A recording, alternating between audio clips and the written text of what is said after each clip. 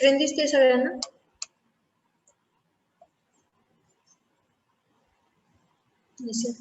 हो. ठीक आहे, आपण सुरू करूया आजचं. प्रॅक्टिकलचं बघणार आहे आपण आज exercise number 7, planning and layout of garden. त्या दिवशी आपले कुठले कुठले झालेले आहेत 2 practical. Intercultural operations in flowers आणि harvesting and post harvest handling of cut flowers पण झाले आय थिंक. ओके, आजचा आहे आपलं exercise number 7, planning and layout of garden.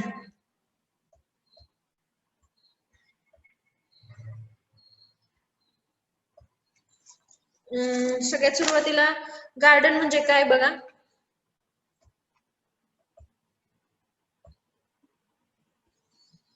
Screen दिसते ना सर्वांना?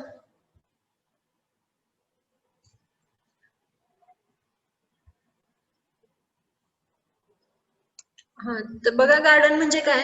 अ garden is a plant space usually outdoors set aside and for the display, cultivation and enjoyment of the plants, other forms of nature. The garden can incorporate both natural and man-made materials.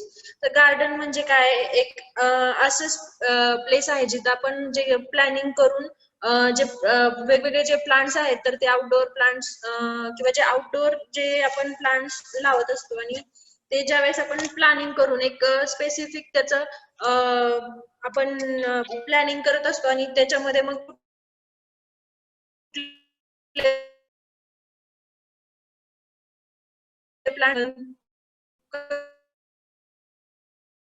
कशा पद्धतीने करणार आहे ठरवून planning करून जे आपण plants लावत असतो. आणि गार्डन कशासाठी, नेचर एन्जॉयमेंट म्हणून किंवा एक डेकोरेटिव्ह पर्पज म्हणून आपण काय करत असतो, गार्डन इस्टॅब्लिश करत असतो.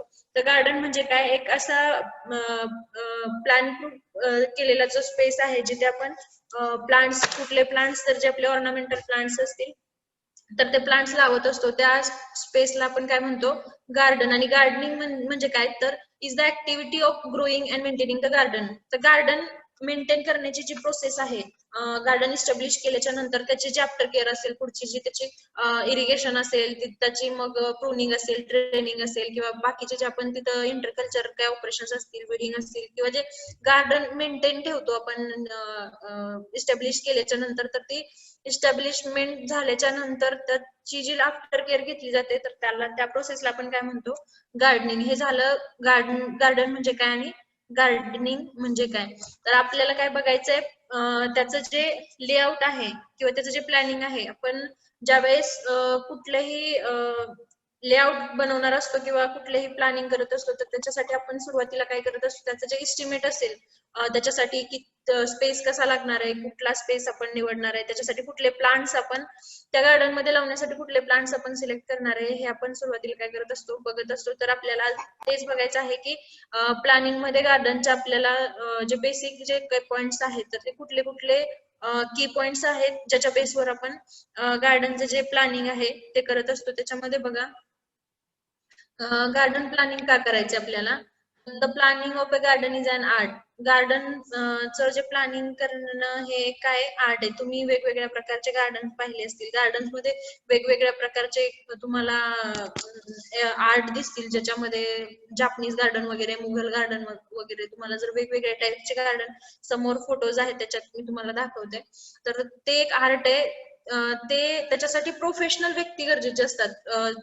आपण प्लांट लावू शकतो पण लँडस्केपिंग मध्ये प्रोफेशनल असणारी व्यक्ती आपल्याला गार्डन जर प्रॉपर गार्डनिंग करायचं असेल किंवा एक प्रॉपर एस्टॅब्लिशमेंट जर गार्डनची करायची असेल, अलॉंग विथ ब्युटिफुल आर्ट जर आपल्याला जर त्याची एस्टॅब्लिशमेंट करायची असेल तर आपल्याला त्याच्यासाठी एक लँडस्केप आर्किटेक्चर जो आहे तर तो लागणार आहे. तो कसा असला पाहिजे, प्रोफेशनल असला पाहिजे, जेणेकरून आपल्याला आपलं जे गार्डन आपण इस्टॅब्लिश करणार आहे ते इफेक्टिव्ह किंवा डेकोरेटिव्ह झालं पाहिजे.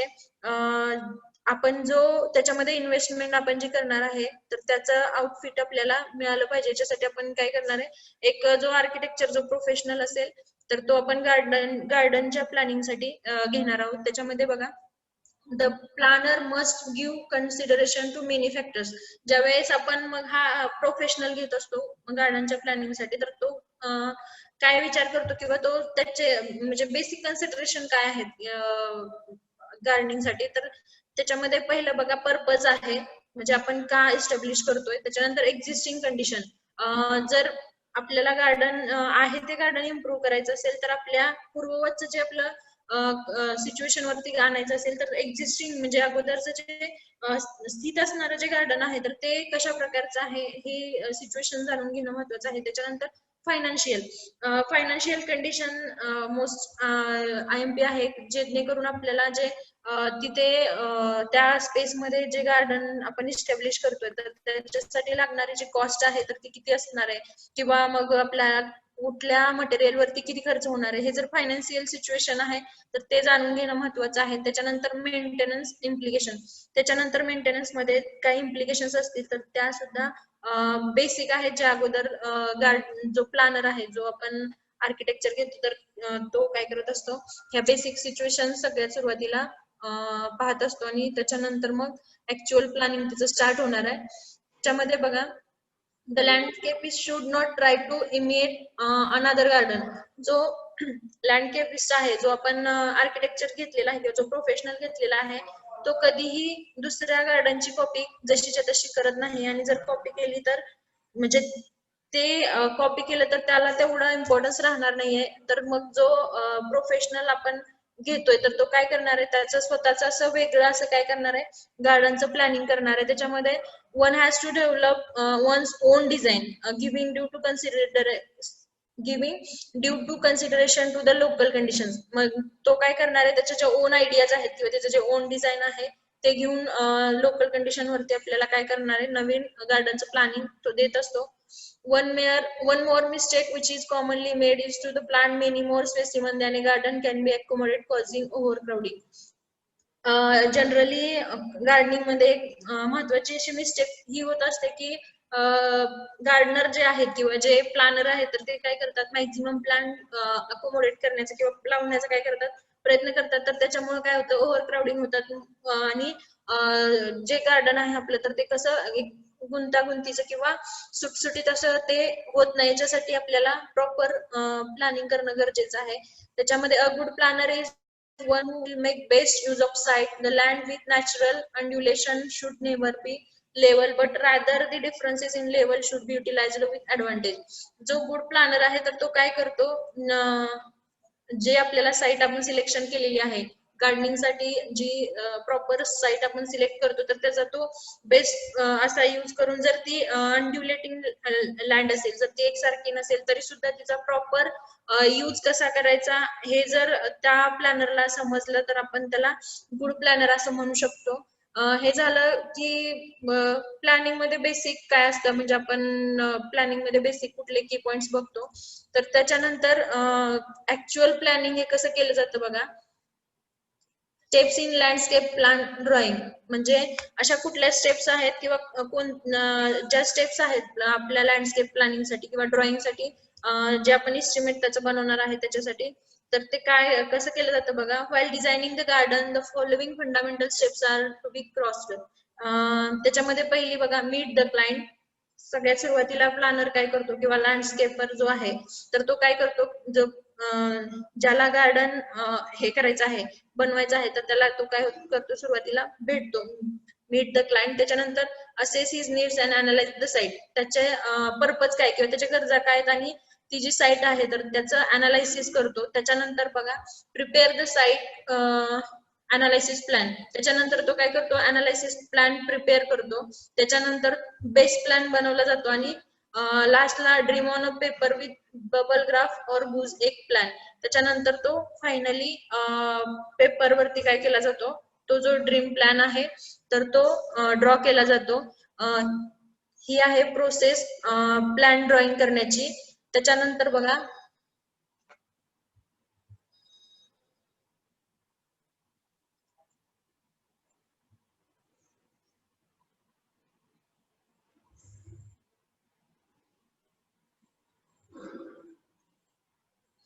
एलिमेंट्स ऑफ गार्डन बघा, म्हणजे गार्डन साठी लागणारे एलिमेंट्स कोणते कोणते आहेत. The elements of garden consist of natural conditions and materials as well as manmade elements.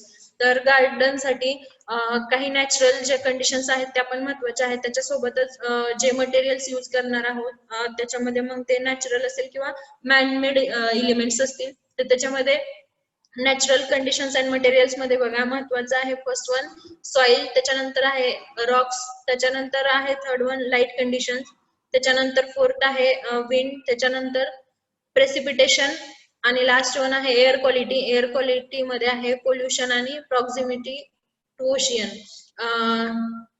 सगळ्यात सुरुवातीला हे जे नॅचरल कंडिशन्स आहेत किंवा नॅचरल की पॉइंट्स आहेत जे की गार्डनसाठी महत्वाचे आहेत, त्याच्यामध्ये तुम्हाला कुठले कुठले सांगितले, सॉइल, रॉक्स, लाईट कंडिशन, त्याच्यानंतर विंड आहे, त्याच्यानंतर प्रेसिपिटेशन आहे आणि लास्ट वन आहे एअर क्वालिटी. एअर क्वालिटी मध्ये पोल्युशन आणि प्रॉक्सिमिटी टू ओशियन. त्याच्यानंतर नेक्स्ट मध्ये बघा, मला हे सांगितले ते नॅचरल कंडिशन्स होते किंवा नॅचरल जे मटेरियल्स आहेत ते होतं. आता मॅनमेड एलिमेंट्स मध्ये बघा, मॅनमेड एलिमेंट्स मध्ये आहे टेरेस, पॅशिओ, डेक आहे, त्याच्यानंतर पाथ्स आहेत, त्याच्यानंतर लाइटनिंग आहे, त्याच्यानंतर रेज्ड बेड्स आहेत, त्याच्यानंतर आउटडोअर आर्ट्स आहेत, त्याच्यानंतर पूल आहे, वॉटर गार्डन्स आहे और अदर वॉटर एलिमेंट्स.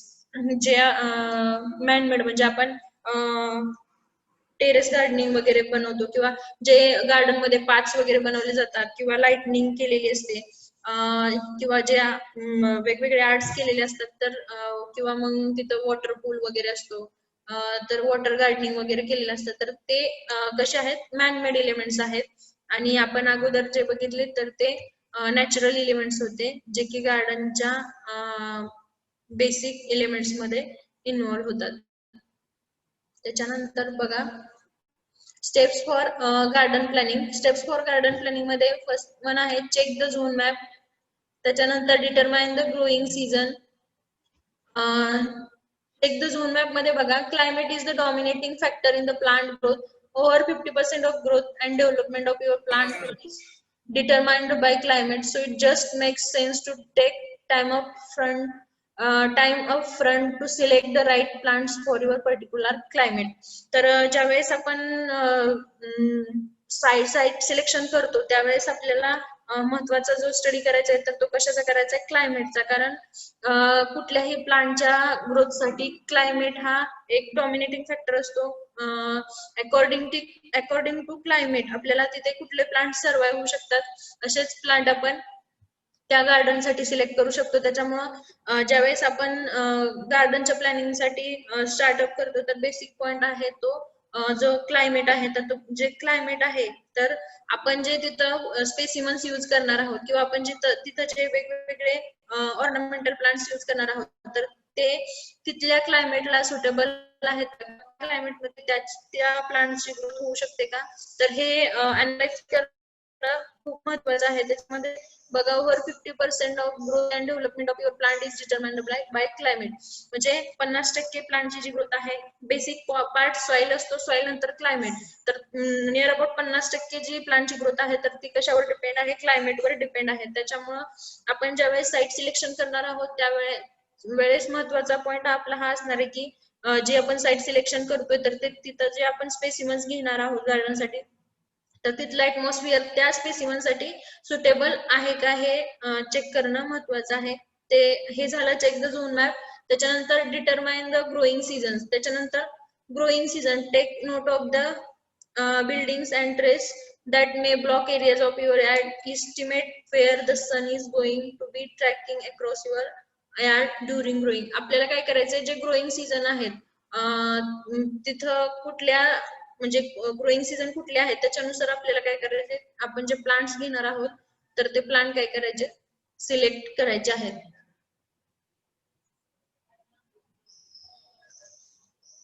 त्याच्यानंतर मेक अ ड्रॉइंग. त्याच्यामध्ये बघा, a good scale drawing will give you an idea of how much seed to buy and how many plants you can cram into the space. तर काय करायचंय आपल्याला, drawing घेतल्यामुळं drawing केल्यामुळं काय होणार आहे, तिथं आपल्याला किती सीड लागणार आहे किंवा तिथं त्या स्पेस मध्ये किती प्लांट अकोमोडेट होतील याचे आपल्याला अंदाजे घेण्यासाठी आपल्याला काय करायचंय, अगोदर त्याचं ड्रॉइंग बनवून घ्यायचंय त्या प्लांटचं. त्याच्यानंतर draw any trees, buildings and might cast shade, low or high spots and anything special about the site.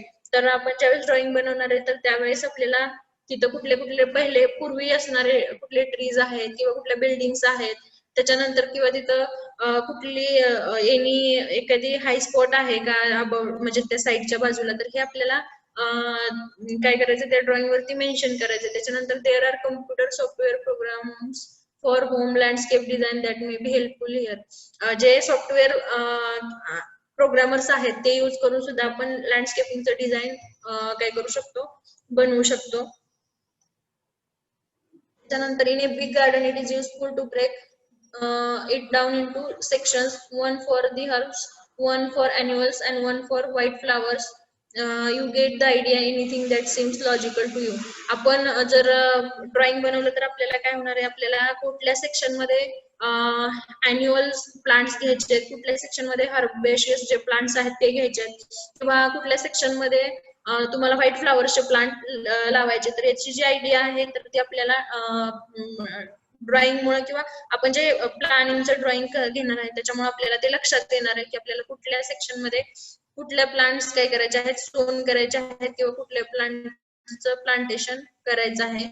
याची एक बेसिक आयडिया आपल्याला ह्या प्लॅनिंग मुळे किंवा ह्या ड्रॉइंग मुळे काय होते मिळत असते. त्याच्यामुळे आपल्याला कुठलेही गार्डन ज्यावेळेस आपण इस्टॅब्लिश करत असतो त्याच्या अगोदर त्याचं प्लॅनिंग करणं हे महत्वाचं आहे. त्याच्यानंतर बघा, put the big heavy sunflowers closer to home. त्याच्यानंतर जे हेवी सनफ्लावर्स आहेत ते काय करायचे, तिथली जी साईट आहे तर त्याच्या साईडला जर कुठले हेवी सनफ्लावरचे जे प्लांट वगैरे आहेत का तर ते चेक करायचे. त्याच्यानंतर put the ones that need a lot of attention and extra water close to the house outlet. You can use row of tall plants like sunflowers to shade a row just beside it a form companion plant. काय करायचंय, जर साईडला जर तिथं कुठले हाऊसचे वगैरे outlet असतील आणि आपल्याला जर प्लांटला शेड प्रोव्हाइड करायचे असेल किंवा गार्डनला शेड प्रोव्हाइड करायचे असेल तर आपण काय करू शकतो, तिथं एका रेग्युलर रो मध्ये शेड प्रोव्हाइड करण्यासाठी टॉल प्लांट्स लाईक सनफ्लावर म्हणजे जे काही टॉल प्लांट्स आहेत तर ते आपण ऍज ए फेन्सिंग म्हणून काय करू शकतो, आपण यूज करू शकतो. तर फेन्सिंग म्हणून काय यूज करायचंय तर आपल्याला जे प्लांट्स आहेत तर जिथं आपल्याला जर त्या प्लांट्सला शेड प्रोव्हाइड करायचे असेल, जे छोटे गार्डन प्लांट्स असणार आहेत किंवा ऑर्नामेंटल प्लांट्स असणार आहेत त्यांना जर शेड प्रोव्हाइड करायचे असेल तर आपल्याला फेन्सिंग म्हणून किंवा विंड ब्रेक म्हणून कुठले प्लांट्स यूज करायचे आहेत, तर जे टॉल प्लांट्स असतील त्याच्यामध्ये ऍज लाईक सनफ्लावर तुम्ही काय करू शकता, यूज करू शकता. त्यानंतर आहे बेडिंग प्लांट्स. त्यानंतर बेडिंग प्लांट्स मध्ये बघा, for many home gardeners bedding plants are natural choice when planting their gardens. Bedding plants म्हणजे आपण तिथं कुठले कुठले प्लांट्स लावतोय तर ती लावण्याची जी प्रोसेस आहे तर तिला काय म्हणतो आपण, बेडिंग. तर बेडिंग मध्ये बघा, जे तिथं कुठले प्लांट्स लावायचे तर हे कोणावर डिपेंड असणार आहे किंवा कोण ठरवणार आहे, तर जो लँडस्केपर आहे तर तो ठरवणार आहे की कुठले कुठले प्लांट्स लावायचे आहेत. प्लस क्लायंट्सच्या ज्या वॉन्ट्स आहेत किंवा क्लायंटची इच्छा काय आहे की कुठले प्लांट्स असावेत त्यानुसार लँडस्केपर जो आहे तो काय करणार आहे, प्लांट सिलेक्ट करणार आहे. त्याच्यानंतर here are the steps to follow when starting bedding plants from seed. On the other hand, if you have plants neither the desire space or time to start from scratch, here are a few tips for purchasing bedding plants. तर आपल्याला जर तिथं bye Sydney जर आपल्याला plantation करायचं असेल आणि जर बाय सीडनी प्लांटेशन करण्यासाठी तिथं डिझायर स्पेस नसेल किंवा तिथला जो तेवढा जर आपल्याकडे टाइम नसेल तर आपण जे बेडिंग मटेरियल आहे तर ते काय करू शकतो, परचेस करून त्याच्यावरती आपण ते प्लांट्स लावू शकतो. त्याच्यानंतर bedding plants are considered best to buy if they are still blooming. जे बेडिंग प्लांट्स आहेत तर ते आपण बाय करून तिथं आपण काय करू शकतो, त्याचं प्लांटेशन करू शकतो. त्याच्यानंतर select plant that are suitable to the selected site. तुम्हाला अगोदर सांगितलं तिथलं जे क्लायमेट असणार आहे किंवा तिथलं जे बेडिंग मटेरियल असेल, बेडिंग मटेरियल म्हणजे जिथं आपण ज्या मटेरियल वरती क्रॉप सोन करणार आहोत, प्लांट सोन करणार आहोत, सीड ऑर्नामेंटल प्लांट सोन करणार आहोत, तर ते मटेरियल त्या प्लांट साठी सुटेबल आहेत का. ज्यावेळेस आपण एखादं प्लांट त्या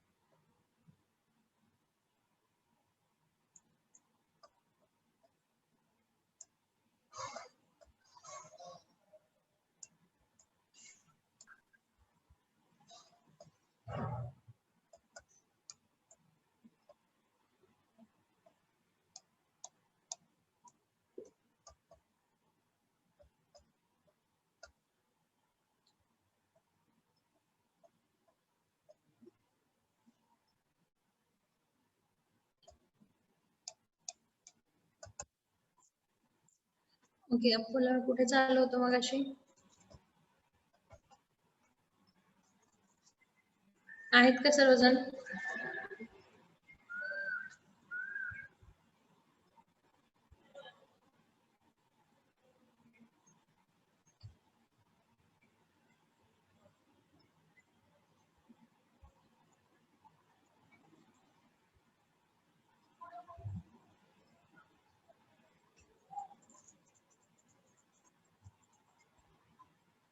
आवाज येतोय का?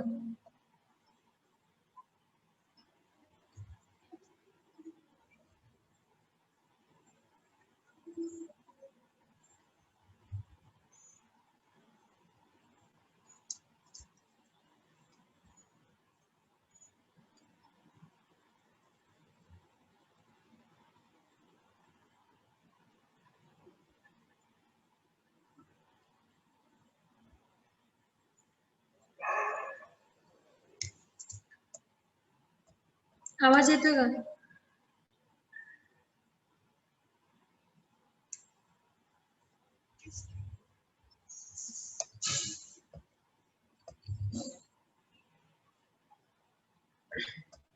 ओके.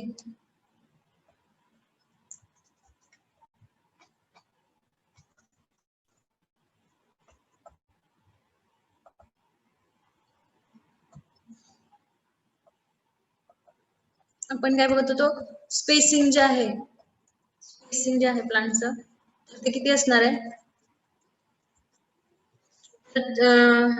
डिपेंड ऑन म्हणजे कुठलं प्लांट टाईप आहे, फ्लावर आहे की ऑर्नामेंटल मध्ये तुमचं मग श्रब आहे की हेज प्लांट आहे, त्याच्यावरती तुमचं जे स्पेसिंग असणार आहे प्लांटचं, तर ते काय होणार आहे ठरणार आहे. मग त्याच्यामध्ये पेरिनियल प्लांट असेल, अॅन्युअल प्लांट असेल, प्लांटचा जो शेप आणि साईज असणार आहे त्यानुसार त्याची जी स्पेसिंग असणार आहे तर ती आपण काय करत असतो ठरवत असतो. त्याच्यामध्ये बघा, the best spacing will be give the plants all the conditions they need to fully develop and to fill it completely in between plants and down to the roots, leaving just enough room for you to walk along and pick you harvest. काय करायचं आपल्याला, आपण जे plant मधलं spacing ठेवणार आहे तर ते काय कशावर डिपेंड असणार आहे, तर ते प्लांटची जी ग्रोथ आहे तर ते प्लांटच्या ग्रोथसाठी आणि प्लांटच्या ग्रोथच्या सोबतच ज्यावेळेस गार्डन मधून आपण म्हणजे ज्यावेळेस पीपल वॉक करत असतील तर त्यांना ते इझिली वॉक करता आलं पाहिजे, अशा प्रकारे आपल्याला काय करायचं, जे स्पेसिंग आहे किंवा प्लांटचं जे डिस्टन्स आहे प्लांट टू प्लांट असेल किंवा मग ते रो मधलं जे डिस्टन्स असेल तर ते कशावर डिपेंड असणार आहे, तर त्या प्लांटच्या साईज वरती काय असणार आहे, डिपेंड असणार आहे. त्याच्यानंतर बघा, ideally they had all be at waist height to see won't have to bend over. तर ते एक म्हणजे असं बेंड नाही झाले पाहिजेत, म्हणजे प्लांट ज्यावेळेस आपण लावतो तर दोन प्लांट मधलं स्पेसिंग मिनिमम स्पेसिस किती असलं पाहिजे की जे त्याच्या ज्या ब्रांचेस आहेत तर त्या एकमेकांमध्ये न अडकता किंवा न बेंड होता त्या ज्या ब्रांचेस आहेत तर त्याची ग्रोथ होईल अशा प्रकारे आपल्याला काय करायचंय, त्याचं जे स्पेसिंग आहे तर ते स्पेसिंग आपल्याला ठेवायचं आहे. त्याच्यानंतर बघा,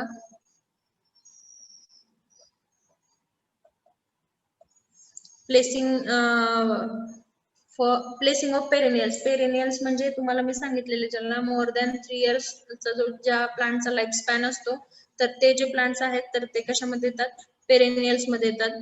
तर प्लेसिंग ऑफ पेरेनियल्स मध्ये बघा, for easy of cultivation specially year and the cleanup consider placing the perennials wide enough apart so that you can use rototiller between the rows. तर आपल्याला काय करायचंय, जे पेरेनियल्स प्लांट लावायचे आहेत तर ते आपल्याला टिलरच्या साहाय्याने आपल्याला काय करायचं, तिथं त्याचं प्लांटेशन करायचं आहे.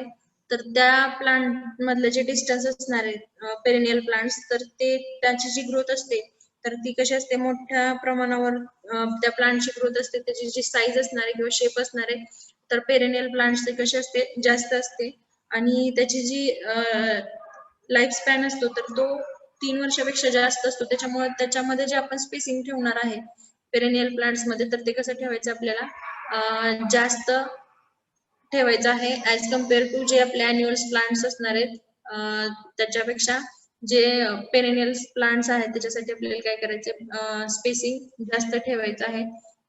त्याच्यानंतर कंपेनियन क्रॉप्स मध्ये आपल्याला कुठले यूज करू शकतो आपण क्रॉप, तर ते आहे marigold. Usually it refers to the planting certain species together as a natural pesticide, fertiliser or other benefits. तर आपल्याला कशासाठी लावायचंय मॅरीगोल्ड, कारण की त्याचे जे प्रिन्सिपल्स आहेत किंवा त्याचं जे आउटफिट आहे किंवा त्याचं जे बेनिफिट आहे, तर ते काय आहे, त्याचे फर्टिलायझर क्रॉप म्हणून किंवा नॅचरल पेस्टिसाइड म्हणून सुद्धा आपण मॅरीगोल्डचं क्रॉप आहे तर ते आपण लावत असतो. जसं की आपण हॉर्टिकल्चरल क्रॉप्स असतील किंवा इकॉनॉमिकल क्रॉप्स असतील त्याच्यामध्ये सुद्धा ऍज अ ट्रॅप क्रॉप म्हणून आपण काय करत असतो, मॅरीगोल्ड लावत असतो. तशाच प्रकारे आपल्याला गार्डन मध्ये सुद्धा ऍज अ कंपेनियन क्रॉप म्हणून आपण किंवा ऍज अ कंपेनियन प्लांट म्हणून आपण मॅरीगोल्डचा प्लांट हे काय करत असतो, लावत असतो. त्याच्यामध्ये the strong smell of Marigold keeps many insect at the distance. तर जो याचा मॅरीगोल्डचा जो स्ट्रॉंग स्मेल आहे, तर त्याच्यामुळे काय होतं, जे इन्सेक्ट आहेत तर ते त्या प्लांट्सच्या क्लोजली कॉन्टॅक्ट मध्ये येत नाहीत, त्यांच्यामध्ये डिस्टन्स राहतं. त्याच्यासाठी आपण ऍज अ कॅम्पेनियन क्रॉप म्हणून मॅरीगोल्डचं प्लांट गार्डन मध्ये लावू शकतो. त्याच्यानंतर this is not foolproof but may reduce the numbers, it looks nice too. त्याच्यामध्ये काय होतं, जर मॅरीगोल्डचं प्लांट लावलं तर असं नाही की पूर्णपणे तिथे इन्सेक्टचा अटॅक होणार नाही, बट ते त्यांची जी क्वांटिटी आहे ती थोड्याफार प्रमाणात कमी होण्यासाठी काय होते, मदत होते. आणि जे आपलं मॅरीगोल्डचं फ्लावर आहे तर ते काय ऍज अ डेकोरेटिव्ह म्हणून सुद्धा त्याचा आपण म्हणजे यूज होतोच. त्याच्यामुळं त्याचे as a pesticide, as a fertiliser किंवा डेकोरेटिव्ह पर्पज हे त्याचे काय आहेत, बेनिफिट आहेत, म्हणून आपण ऍज अ कंपेनियन क्रॉप म्हणून तिथं मॅरीगोल्ड गार्डन मध्ये लावू शकतो. त्याच्यानंतर बीन्स आहेत. बीन्स मध्ये बघा, बीन्स काय करतात, add nitrogen to the soil so they can be planted in any area that had heavy use of year before, like where the sunflowers or the corn was. Beans का लावायचे, तर beans काय करतात, जे nitrogen आहे तर तो soil मध्ये नायट्रोजन ऍड करण्याचं काम करतात. त्याच्यानंतर बीन्स मध्ये तुम्हाला माहित असेल ते कशा प्रकारे नायट्रोजन ऍड करतात, तर त्यांच्या ज्या रूट्स असतात तर त्याच्यावरती जे नायट्रोजन फिक्स करणाऱ्या ज्या रायझोबॅक्टेरिया असतात तर त्या काय करत असतात, सॉइल मध्ये नायट्रोजन ऍड करत असतात. त्याच्यासाठी आपण जे बीन्स क्रॉप आहेत तर ते सुद्धा गार्डनच्या कुठल्याही एरियामध्ये आपण काय करू शकतो, त्याचं प्लांटेशन करू शकतो. त्याच्यानंतर बघा, sunflower and squash seems to like each other. The squash shades the roots of the sunflowers and the sunflower shades the leaves of squash, and they fill up all the space high up and along the ground. Efficient use of square feet. जे सनफ्लावरचं plant आहे आणि squash चं जे plant आहे तर ते दिसायला कसे असतात, सिमिलर असतात टू इच अदर, एकमेकांना एकसारखे किंवा एकमेकांसारखे त्यांचे जे रूट आहेत तर ते कसे असतात, एकमेकांसारखे असतात. तर सनफ्लावर स्क्वॅश काय करतं, shades the roots of sunflower. जे सनफ्लावरचे रूट्स आहेत त्याला कव्हर करण्याचं काम कोण करतं, स्क्वॅश करतं. आणि जे सनफ्लावर आहेत तर त्याचे जे लिव्ज आहेत तर त्याचे सनफ्लावरचे लिव्ज स्क्वॅशच्या लिव्जला काय करतात, शेड करतात. त्याच्यामुळं ह्या सनफ्लावर आणि स्क्वॅश जर आपण गार्डन मध्ये लावले तर त्याच्यामुळे काय होतं, एकमेकांना ते सिमिलर असल्यामुळे किंवा त्याची जी नॅचरल ब्युटी आहे किंवा त्याच्यामुळे काय होतं, एक डेकोरेशन चांगल्या प्रकारचं आपल्याला काय होतं, मिळतं. त्याच्यासाठी आपण सनफ्लावर आणि स्क्वॅश हे अल्टरनेट एका रो मध्ये काय करू शकतो, गार्डनच्या कुठल्याही एरियामध्ये आपण लावू शकतो. त्याच्यानंतर ओरिएंटेशन मध्ये बघा, there is much discussion about north south rows whereas east west rows. You need to consider whether they want to catch the late afternoon hot sun on your squash, or do you want to shade the lettuce with row of sunflowers on south side of them. तर orientation मध्ये काय करायचंय, आपल्याला north south किंवा east west अशा pattern मध्ये काय करायचे, आपल्याला प्लांट लावायचे आहेत, जेणेकरून जो आफ्टरनूनचा हॉट समर असणार आहे किंवा जे सनरेज असणार आहेत तर ते डायरेक्टली प्लांटला अफेक्ट करणार नाहीयेत, जेणेकरून तो जो सनलाईट आहे तर तो डायरेक्टली प्लांट्सच्या लिव्ज वरती न येता तो आपल्याला त्याला तिथे कसं शेड प्रोव्हाइड करता येईल त्याच्यानुसार आपल्याला नॉर्थ साऊथ किंवा ईस्ट वेस्ट अशानुसार काय करायचे आहेत, जे प्लांटचे रो आहेत ते बनवायचे आहेत आणि त्यानुसार काय करायचे आहे, प्लांटेशन करायचं आहे. हे झालं ओरिएंटेशन. त्यानंतर स्ट्रक्चर मध्ये बघा, you may want to be extend the season by using hot caps और tunnels in the early spring of again in the fall. You can also use shade tunnels or extra heat to pepper and even cantaloupe with the same truss covered in white cloth instead of clear poly. तर structure मध्ये काय करायचंय, जे गार्डनचं structure असणार आहे तर त्याच्यामध्ये आपण वेगवेगळे जे प्लांट्स यूज करणार आहेत किंवा वेगवेगळे जे स्ट्रक्चर यूज करणार आहेत त्याच्यामध्ये मग टनेल्स येतात किंवा मग जे तुमचे कॅन्टलूप्स आहेत ते येतात किंवा आपण वेगवेगळ्या प्रकारचे तिथं पूल्स बनवू शकतो किंवा तिथं लाइटनिंग करू शकतो. पुन्हा तुमचे जे वेगवेगळे आर्किटेक्चर जे आहेत त्याच्यानुसार ते काय करतात, प्लांटचे वेगवेगळे आर्ट यूज करत असतात. तिथं मग ब्रिक्स यूज करून असेल, सँड यूज करून असेल, तर हे जो पूर्ण पार्ट आहे तो स्ट्रक्चर मध्ये येतो. त्याच्यानंतर ऍडिशनल प्लॅनिंग हिंट्स जे आहेत त्या मग त्याच्यामध्ये जे वेगवेगळे आपण शेप किंवा साईज देत असतो, बनवत असतो गार्डन मध्ये किंवा वेगवेगळ्या प्रकारचे आपण लाइटनिंग करत असतो. त्याच्यामध्ये फ्लावर कारंजे वगैरे असतात किंवा तुम्हाला तिथं बऱ्याच ठिकाणी गार्डन मध्ये पाहायला भेटत असेल छोटे छोटे वुडनचे ब्रिज बनवलेले असतात किंवा वेगवेगळ्या प्रकारचे जे छोटी म्हणजे बारादरी टाइप आपण म्हणतो, जे जापनीज गार्डन मध्ये तुम्ही बघितलेले असेल तर तिथं ती छोटीशी नदी बनवलेली असते पाण्याची. अशा प्रकारे आपण जे वेगवेगळे जे गार्डन मध्ये काय करू शकतो, वेगवेगळ्या आयडियाज आपण यूज करून त्याच्यामध्ये गार्डन कसं डेकोरेटिव्ह होईल किंवा कसं बेटर होईल याचा आपण काय करत असतो, प्रयत्न करत असतो. त्याच्यानंतर पिरामिडल मध्ये बघा, म्हणजे प्लांट्स वेगवेगळ्या प्रकारचे आपण जे यूज करतो त्याच्यामध्ये अकॉर्डिंग टू तिथली जी साईट असणार त्यानुसार आपण प्लांट सिलेक्ट करत असतो. त्याच्यामध्ये मग कॉलमनर आहेत, ओव्हल शेपचे आहेत, त्याच्यानंतर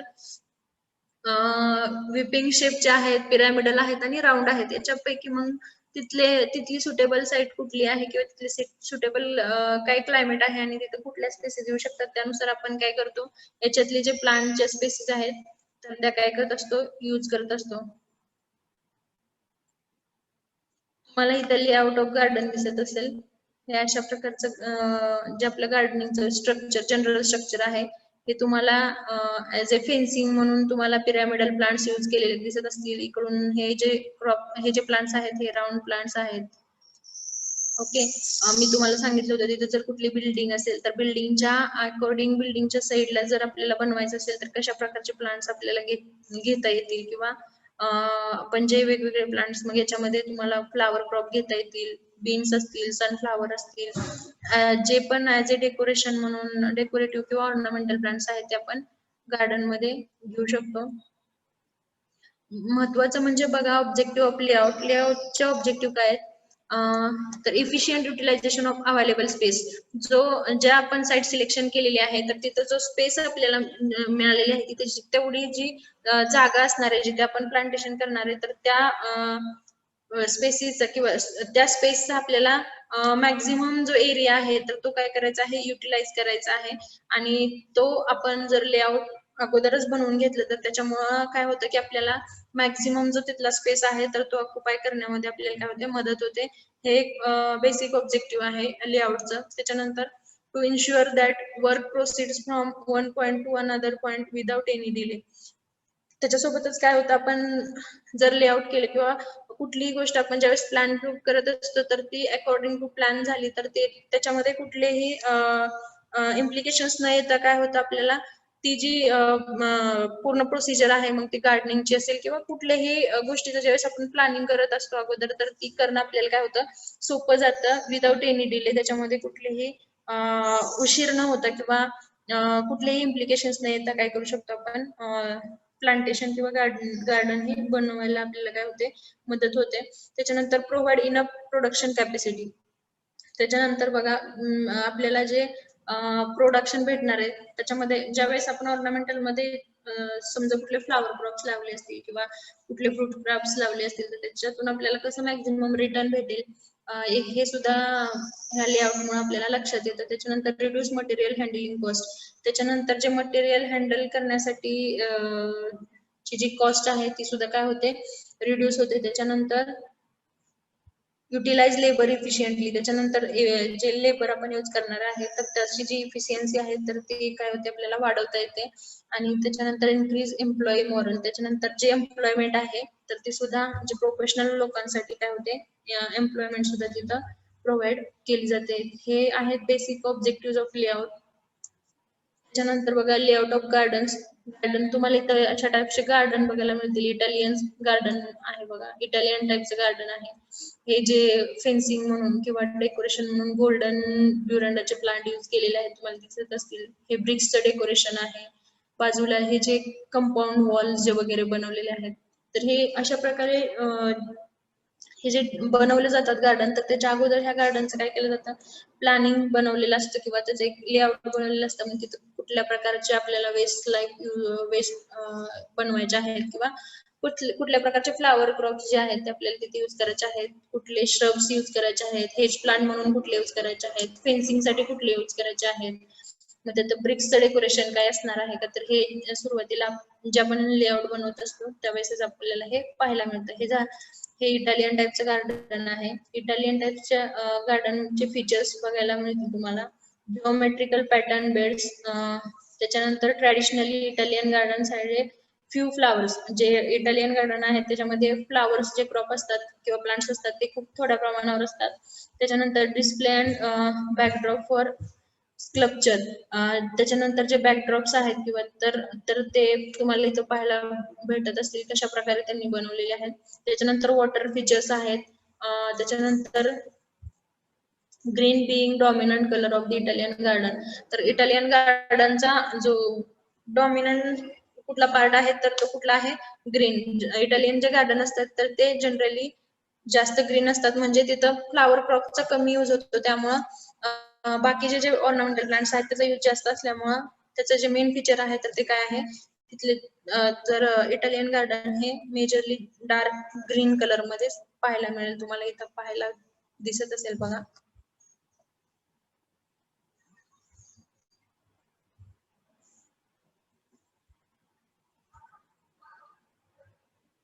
सिक्रेट गार्डन हे बघा, सिक्रेट गार्डन बघायचं असेल तुम्हाला, अशा प्रकारचे लेमन गार्डन किंवा सिक्रेट गार्डन ह्या अशा प्रकारचे आहे. त्याच्यानंतर मुघल गार्डन मध्ये बघा, हे मुघल गार्डन आहे. तुम्हाला याला आपण बारादरी म्हणतो. हे म्हणजे आपण जे वॉटरपूल म्हटलं मी तुम्हाला तर तो बनवलेला असतो. अशा प्रकारे हे मुघल गार्डन असतात. Significant use of rectilinear layouts are made within the walled enclosures. याच्यामध्ये जे रेक्टेक्युलर लाईन मध्ये तुम्हाला पाहायला भेटत असतील हे जे अशा प्रकारे सिमेंट ब्रिकने बनवलेलं असतं. आणि जे वॉटर ब्रिक्स आहेत, वॉटर पूल आहेत, तर ते मेजरली आपल्याला मुघल गार्डन मध्ये रेक्टँग्युलर लाईन मध्ये पाहायला मिळतील. हे आहे पेर्सियन गार्डन. पेरिसियन गार्डन याच्यामध्ये बघा तुम्हाला बघायला मिळेल टॉल प्लांट्स आहेत जे की रो मध्ये लाईन मध्ये यूज केलेले आहेत. अशा प्रकारचे पेरिसियन गार्डन्स असतात. पेरिसियन गार्डनचे एलिमेंट्स, बेसिक एलिमेंट्स काय आहेत तर त्याच्यामध्ये सनलाइट आहे, शेड आहे, वॉटर आहे आणि बिल्डिंग आहे. हे 4 बेसिक पार्ट्स पेरिसियन गार्डन मध्ये कन्सिडर केले जातात. जपनीज गार्डन मध्ये बघू शकता तुम्ही एलिमेंट्स ऑफ जपनीज गार्डन मध्ये बघा, स्टोन लँटर्स, त्याच्यानंतर स्कल्पचर्स, स्टोन वॉश बेसिन, त्याच्यानंतर क्यू फिशेस, त्याच्यानंतर ब्रिजेस आहेत, पाथवेज आहेत, पॉन्ड्स आहेत, स्टिपिंग स्टोन्स आहेत, वॉटरफॉल्स आहेत, हिल्स आहेत आणि टी हाऊसेस. अशा प्रकारे जपनीज गार्डनचे हे एलिमेंट्स यूज करून जपनीज गार्डनचे स्ट्रक्चर बनवलेले असतात. हे तुम्हाला पाहायला मिळेल. पण हे जे लाइटनिंग आहे ब्रिक्स पासून किंवा रॉक्स पासून डेकोरेशन केलेलं आहे तुम्हाला दिसत असेल. टी पॉइंट वगैरे बनवलेला असतो. त्याच्यानंतर रोज गार्डन मध्ये बघा, हे रोज गार्डन आहे. त्याच्यानंतर प्रायव्हेट गार्डन. आता हे झाले म्हणजे एक्झॉटिक गार्डन. सम इंडियन्स गार्डन मध्ये बघा, लालबाग, कर्नाटक, बँगलोर मधलं गार्डन आहे लालबाग गार्डन. त्याच्यानंतर वृंदावन गार्डन बघा, हे पण कर्नाटक मधलंच आहे, मैसूर वृंदावन. त्याच्यानंतर हे आहे botanical garden Coimbatore, Tamil Nadu agriculture university मध्ये बनवलेलं आहे बॉटनिकल गार्डन. त्याच्यानंतर हे आहे agri horticultural society garden Calcutta west Bengal. Horticultural garden आहे कुठलं, कोलकाता बेंगॉलीतलं. इथे तुम्हाला बघा मॅक्झिमम फ्लावर क्रॉप्सचा यूज केलेला दिसेल. त्यानंतर आहे botanical garden Darjeeling, botanical garden Darjeeling. त्याचा जो एरिया आहे तो टोटल 24 हेक्टर्सचा आहे. त्याच्यानंतर हॉर्टिकल्चर रिसर्च इन्स्टिट्यूटचं जे गार्डन आहे सहारनपूर उत्तर प्रदेश मधलं. हे तुमचे वेगवेगळ्या प्रकारचे जे इंडियन गार्डन्स आहेत आणि बॉटनिकल गार्डन्स आहेत, हे मी तुम्हाला याच्यासाठी वेगवेगळे जे टाइप्स आहेत ते दाखवलं. हे जे लेआउट आहे, हे जे प्लॅनिंग आहे, हे कशा पद्धतीने केलं जातं किंवा त्याचे जे इलिमेंट्स वगैरे काय आहेत, त्याचे ऑब्जेक्टिव्ह काय आहेत, कशासाठी करायचे अगोदर प्लॅनिंग, हे आपल्याला आपण ह्या आजच्या एक्सरसाइज मध्ये पाहिलेलं आहे. तुम्ही मॅन्युअल लिहायला स्टार्ट करा आता.